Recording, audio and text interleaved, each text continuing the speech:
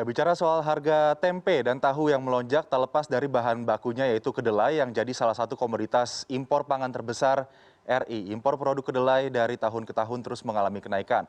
Produsen lebih memilih kedelai impor karena harganya yang lebih murah daripada kedelai lokal. Hal ini kemudian menyebabkan Indonesia konsisten mengimpor kedelai dari beberapa negara yang terbesar dari Amerika Serikat. Kami bahas pagi ini untuk Anda. Candu impor kedelai, begitu judulnya ya. Jadi ngomongin soal tempe, tahu, siapa orang Indonesia nggak suka tahu atau tempe begitu ya. Faktanya Indonesia merupakan negara produsen eh, bahan atau produk dari olahan kedelai seperti tahu atau tempe begitu ya. Terbesar kedua setelah Tiongkok, kita ada di urutan kedua. Nomor satunya adalah China.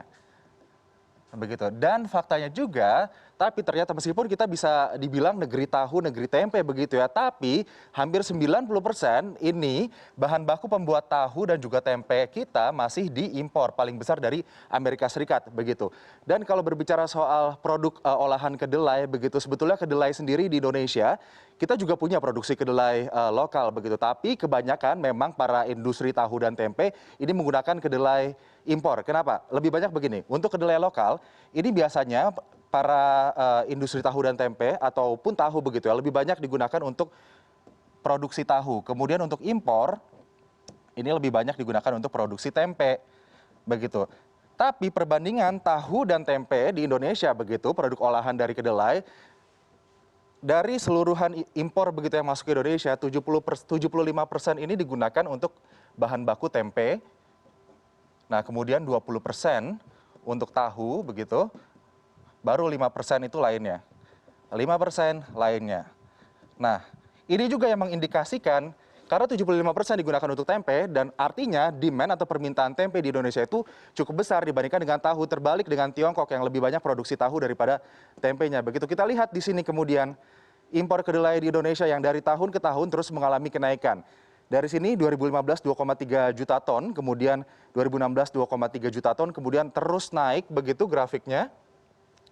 Dan di 2020 ini data semester 2020 tahun lalu ya, data semester 1 dari Badan Pusat Statistik ini 1,27 juta ton impor kedelai yang masuk ke Indonesia dari berbagai negara begitu. Ini tidak sebanding dengan kemudian produksi nasional kedelai yang ada di Indonesia begitu. Kita lihat kemudian di sini nilai impor kedelai yang masuk ke Indonesia ini juga terus mengalami kenaikan. Kita lihat ya di sini tahun 2015 1 miliar dolar Amerika Serikat nilai impor kedelai yang masuk ke Indonesia. Kemudian kita lihat di sini 2019 1,06 miliar dolar Amerika Serikat dan juga 2020 di data semester 1 Badan Pusat Statistik 510,2 juta. Memang ada berbagai faktor yang menyebabkan kedelai impor lebih dilirik daripada kedelai lokal oleh para industri atau pengrajin tempe dan juga tahu. Selain kalau kita tadi melihat karakteristik biji kedelainya, begitu tempe ini harus memerlukan biji kedelai yang lebih besar begitu ketimbang untuk untuk kemudian membuat tahu begitu. Dilihat juga dari masa penyinarannya begitu. Di Amerika Serikat ini letak geografisnya memang sangat menguntungkan untuk memproduksi kedelai sehingga Amerika Serikat ini menjadi negara pengekspor kedelai yang besar di dunia begitu. Ini ekspornya atau ekspornya paling besar ke China dan juga salah satunya Indonesia. Indonesia menjadi importir atau konsumen rutin dari produk kedelai asal Amerika Serikat begitu. Sehingga ada beberapa faktor juga yang kemudian membuat produk kedelai asal Amerika Serikat itu banyak juga dicari. Salah satunya Cold War atau perang dagang antara Amerika Serikat dan juga Tiongkok yang sudah mulai mendingin di tahun 2020 hingga 2021 ini, di mana kemudian China ini sudah mulai membuat komitmen akan mengimpor lebih banyak barang dari Amerika Serikat begitu. Sehingga ini berpengaruh juga kepada impor kedelai yang masuk ke Indonesia sehingga kemudian pasokan kedelai yang harusnya dipenuhi di dalam negeri menjadi kurang karena diborong oleh China ini kedelai asal Amerika Serikat begitu. Ini negara-negara pengimpor kedelai ke Indonesia tahun 2019 kita lihat di sini Amerika Serikat 2,5 juta ton, kemudian Kanada 128.000 ton dan Brazil 18.900 ton. Sementara kalau kita melihat angka yang besar ini kurang lebih hampir 90% ya tadi dari jumlah komoditas impor kedelai yang ada di Indonesia itu didominasi oleh kedelai asal Amerika Serikat.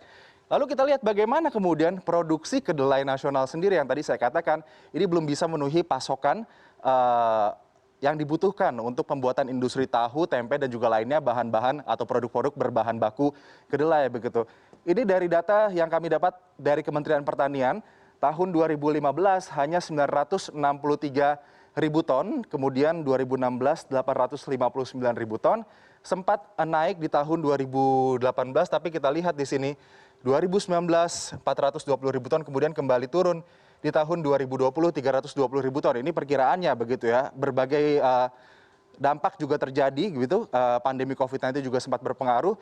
Kemudian kalau dikatakan nilai tukar rupiah, karena impor itu berarti kalau impor dari luar negeri artinya ini juga berpengaruh atau berkaitan dengan kurs mata uang rupiah terhadap dolar Amerika Serikat.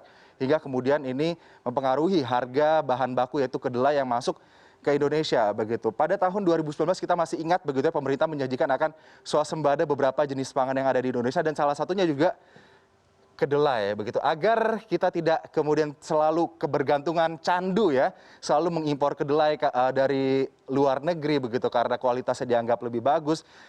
Tentunya kita harus membutuhkan strategi yang lebih clear lagi. Menteri Perdagangan kita harus punya strategi, Menteri Pertanian kita harus punya strategi agar kemudian kita tidak candu selalu mengimpor kedelai sehingga kita negeri tahu dan tempe kemudian kesusahan untuk mendapatkan pasokan kedelai yang dibutuhkan untuk bahan pokok seluruh masyarakat Indonesia.